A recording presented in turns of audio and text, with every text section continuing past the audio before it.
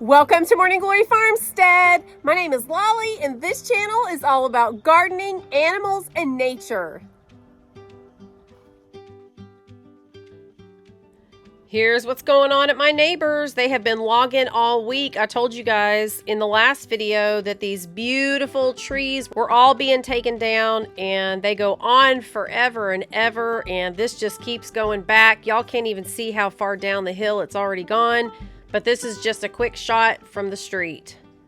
So sad. Y'all, I just never thought of beautiful trees being taken down.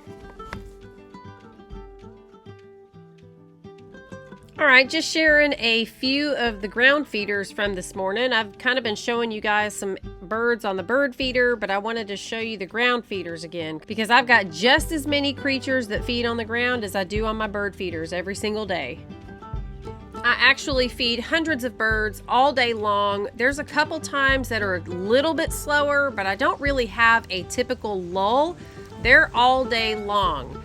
And remember, I feed about 40 different types of birds every day and all year long. And this morning, I heard the bob white.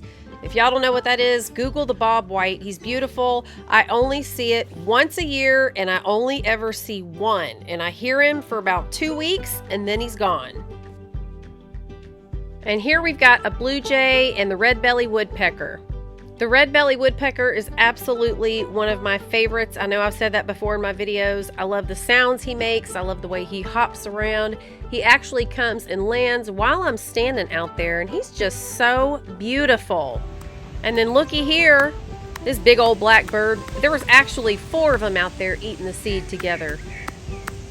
I've told y'all this before, but I've always got doves, and when I did the bird watch and had to do the counts, I had 80 doves, and it would not accept my count. It said my numbers were too high, and they wanted pictures to prove it, but every time I'd try to take a picture, they would fly away, but I had 80 doves at one time.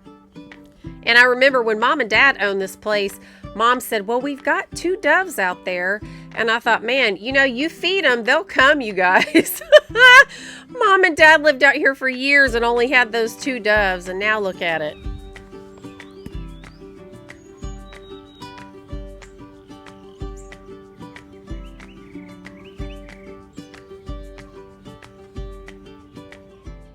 Y'all, I'm literally 25 feet from where the Catio is, where all my GreenStalks used to be. And I'm telling you, the challenges are real. I woke up to another one this morning, and you're not going to believe this. I just started growing all this stuff in my GreenStalk, and I've already got bok choy trying to flower, y'all. So it looks like the issue of not enough shade is real. These things are drying out way faster than they used to on the other side. And I know GreenStalks dry out faster, right? Because they're containers. They're not in ground. And I've talked about that in a lot of my videos. Y'all make sure you water them because they dry out faster than your in-ground gardens.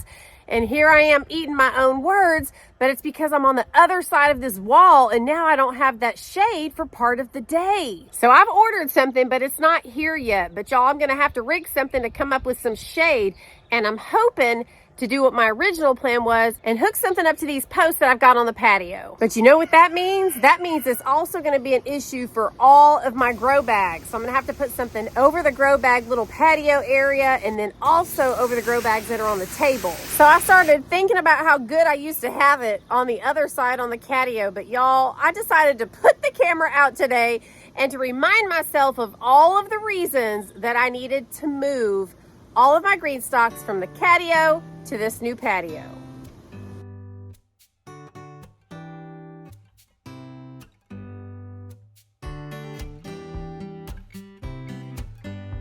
Y'all know that my cats are all indoor cats. My dogs don't stay outside other than to play and go to the bathroom and come back in. And I leave the kitchen window open. I leave the sunroom door open. And so there is absolute freedom for the dogs and the cats to go outside anytime they want. Now, the only time I close it is if it's snowing or if it's like 108 outside. But if it's bearable at all, I leave it open so that anybody that wants fresh air can get it. And it is just so nice to be able to come inside and go back outside. And, you know, I've called it the Catio this whole time, but my dogs love it just as much. Now, I know the cats don't get to go out in the grass and play, and the dogs do, but the dogs love to go out there and lay in the sun or just see what's going on and watch the chickens. So there's just absolute freedom here. And I had 5 GreenStalks on here. I didn't have the other ones on here, but I had 5, and it was already so crowded with those. And so you can imagine there wasn't a lot of room for the animals. I added the top of a big doghouse there today, this morning early. I got up at 5 a.m. I was outside as soon as the sun came up. That doghouse lid has just been sitting around forever, and the chickens are using the base. It's upside down, and they crawl in that for shade. And I thought, let me just throw this in here on the patio. Y'all know I use used furniture. I rotate it out. I'm usually getting stuff that I found that's, you know, somebody's just thrown away or put on the side of the street for free. Now, that's just a stool that goes with one of my chairs for the patio, but I just like to put different things out to let them climb on it, to let them climb in it, depending on what it is. These are just some cardboard scratchers that they love. In about a month, maybe 2 months, those will be ripped to shreds. I just opened those up today, so they're all over them. But I just like to put different things out. And if you rearrange it, they almost think it's like a different set of furniture or a different obstacle course to play on. They're so easy to entertain. Y'all, I do watch shows where people build those really fancy catios and they've got all kinds of stuff. But, you know, I can't afford that. So it was expensive enough paying for all the fencing around this thing. And you know what? My cats don't know any different. They play with whatever I put out there, and they don't know that it was cheap. They don't know what I got was free. They just enjoy whatever it is. So as I'm dealing with all those insects and ants and leaf miners and overheating and early flowering of my stuff on the other side on the new patio, you know, I'll figure it out. I'll have to troubleshoot a little bit. You know, this was kind of like the utopia for my GreenStalks over here, but I've already got the Catio fenced in. I paid for it, so it would be perfect for my cats so that they couldn't get out. You know, I've got a lot of coyotes and stuff around here, so I want them to be safe. And a lot of my cats have had bad injuries in the past, and I've seen some that have died, and it's pretty brutal out there. So this way they get the best of both worlds. And also, you know, they're not getting parasites and fleas and ticks and all of those things. So they love it. They love it, you guys. And a lot of my cats have actually come up to me on my property with injuries and things wrong with them. But anyway, so it's worth it. These are a lot of reasons to have moved my GreenStalks to the other side. So I'm going to deal with it. And these guys are also happy to have their freedom and plenty of room back.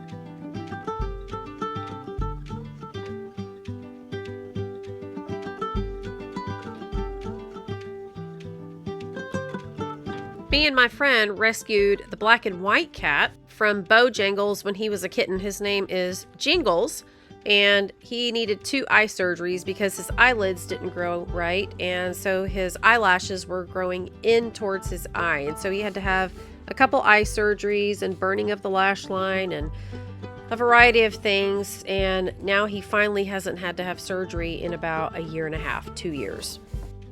We haven't had to trap a cat in a while, but y'all, I have some extensive history, and so does my friend, of some late nights out there with those cat traps, because you want to get them as soon as you can. You don't want something to get to them while they're in the trap. And plus, we don't want them to be scared. You know, that's super scary, being stuck in a cage like that. So we try to get them home, get them in a quiet space, and then as soon as the vet can get to them, we take them in. They get spayed, neutered, vaccines, chipped, all that good stuff. Definitely can't take any more in. I have no room left in my house or on my property, but boy, do I love the rescues I do have.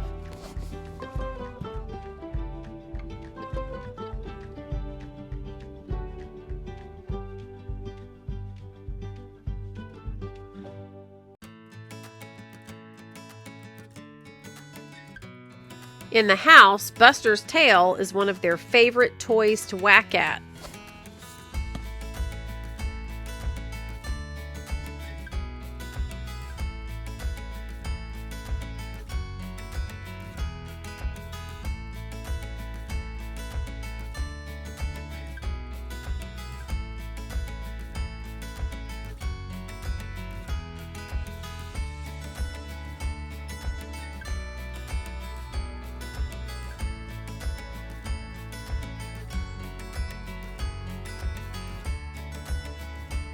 Y'all, cats love any kind of cave-like structure, a hole to crawl in, a box to get in. Even if y'all just have an Amazon box or something that you've got in the mail, a Chewy box, they'll sit in that and play in that for a long time. You can turn them upside down and put a hole like a little doorway. I've made all kinds of mazes with cardboard boxes in the past, and then I just throw them out as soon as they get all used up. They're not hard to please. I've mentioned this before, but you know, we grew up with like one dog at a time. I played with stuffed animals from the time I was a very little child because my dad would bring me stuffed animals home when he was in the military after he had to be gone on a trip. And so I would play vet, you know, with baby powder and ace wraps and all those sorts of things. But, you know, even with having all those stuffed animals and a variety of stuffed animals, I really only knew anything about dogs. I had never even been exposed to cats as a child. So this was something new, and once I rescued my first cat, I was absolutely fascinated with how entertaining they were, what different types of creatures they were than dogs, how smart they were, how affectionate they were, the different personalities. I just never thought that cats were that way. I didn't realize they were so loving and so entertaining, and this just opened up a whole new world for me. My eyes were opened to the need for rescue for cats as well. And oh gosh, they just bring so much joy to my life. I'm so grateful to be able to have both dogs and cats. All of this footage is from just today, so you can see how much use this Catio gets. Y'all know I like to come up with fun names for stuff. I'd love to name this something besides Catio. I mean, Catio is a really common term for a cat enclosure, but because this is for my dogs and my cats, it'd be kind of fun to think of something a little bit different. If y'all have any ideas, put them in the comments.